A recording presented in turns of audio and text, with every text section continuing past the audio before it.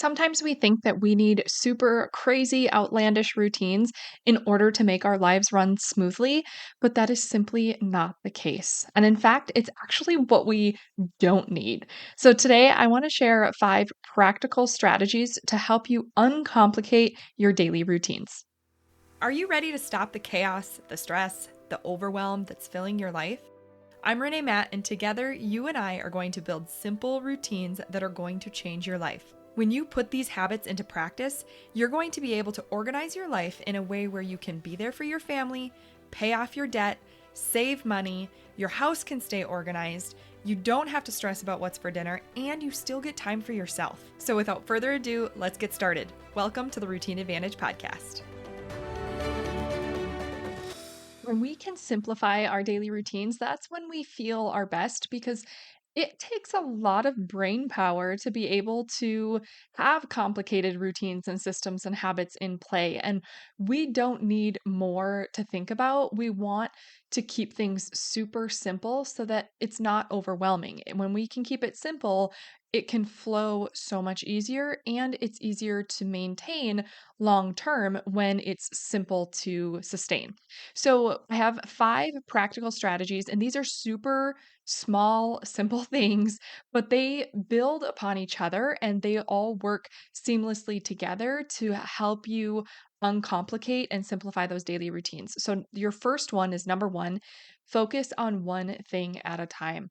This one can be so hard, especially when we are used to being constantly overstimulated with everything and we try to multitask and we're doing so many different things at once. We've got our phone in our hand, we've got somebody talking, might be looking at a computer screen or a TV, we might be in the kitchen like stirring something with our free hand. Like there's so many different things that we try to do all at once, and that alone will overwhelm you. So when we can just look at our routines and focus on one thing at a time, we actually end up being more productive, we're more efficient, we get it done faster and more thoroughly, and then we can move on to the next thing. And it feels like there's not enough time to focus on one thing at a time because there's so much to do. You need to do as much as you can at once, but in reality, you actually end up being less effective that way. So I encourage you to try it if you are somebody that enjoys or just defaults to multitasking and trying to do so much at once and your brain just gets tired. I encourage you to try to focus on one thing at a time. If you have, 30 minutes to make breakfast and clean up the kitchen and, you know, get your kids off to school. Let's say that's what you're doing. Instead of cleaning up the kitchen while you're making breakfast, talking to your kids all at once and it's just this whirlwind, like try and separate it out. I know sometimes we can't always do that, but if you can, try it and see if that helps. So, like, put your phone aside, make your breakfast. Maybe it takes, 5 to 10 minutes to make the breakfast. And you can clean up while you're making your breakfast, but then sit down with your kids and have breakfast for like 10 minutes with them. And then once you're done with that, you have the remaining 10 minutes to have them, put dishes in the dishwasher, clean up together, do whatever you need to do to reset the kitchen, and you move on to the next thing. So that 30 minutes can be spent very differently than trying to just be in a whirlwind of chaos and then move on to the next thing feeling overwhelmed and stressed and frazzled. So there's different ways that we can apply this. That's just one example, and you might think I'm crazy and maybe that doesn't work for you, and if it doesn't work, then move on to something else, but that's just an example of what you might be able to look at for this particular thing. Number 2 is to limit your screen time.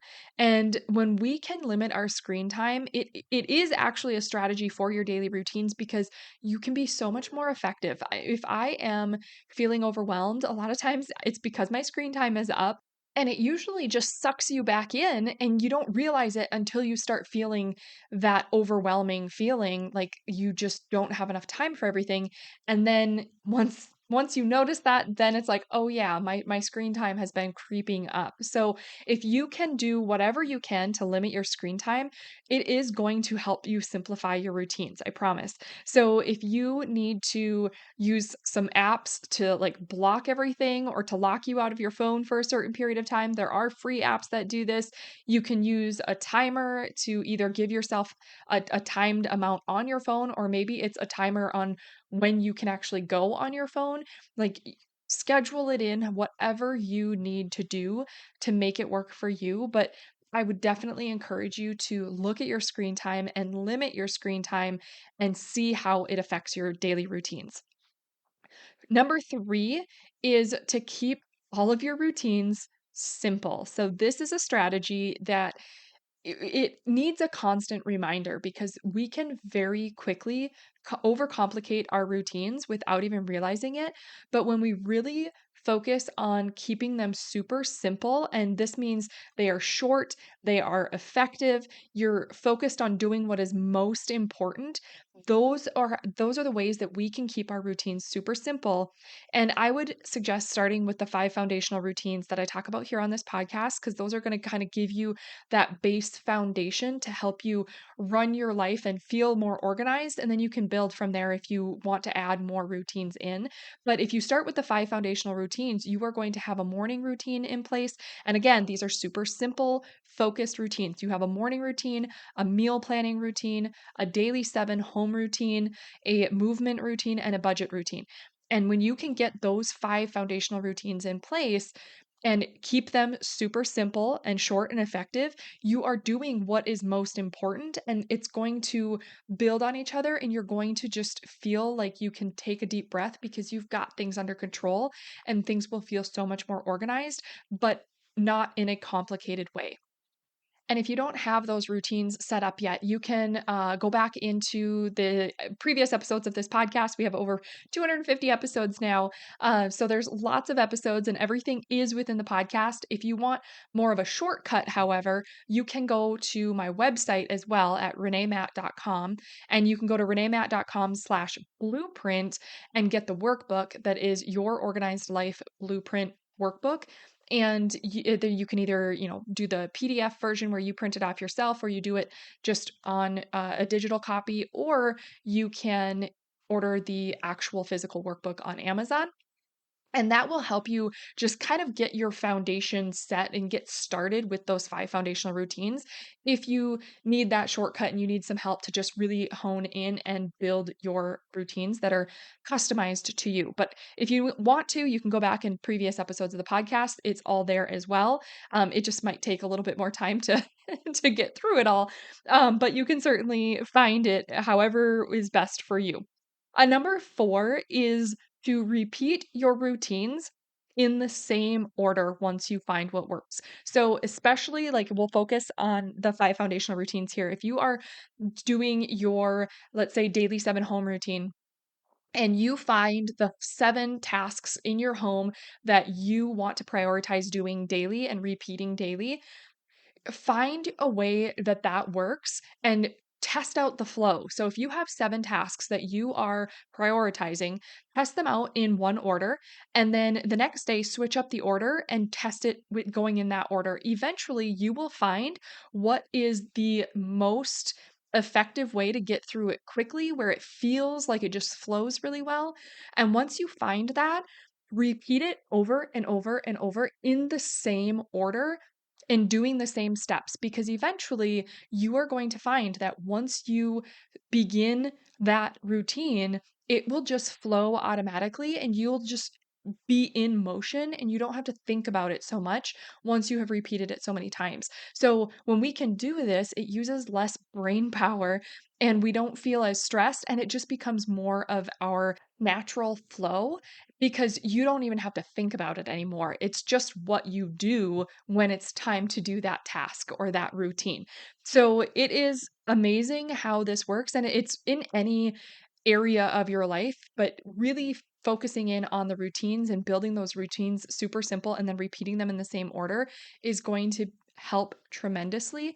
And it's something as simple as things that you've already been doing. So if you think about when you are bringing groceries home and you bring in all of the grocery bags, maybe you set them on the counter and then you pull out all of the items out of the bags and then you immediately open the fridge and start putting things into the fridge. And then you open your pantry and you start putting things in the pantry. You probably do the same order without even thinking about it.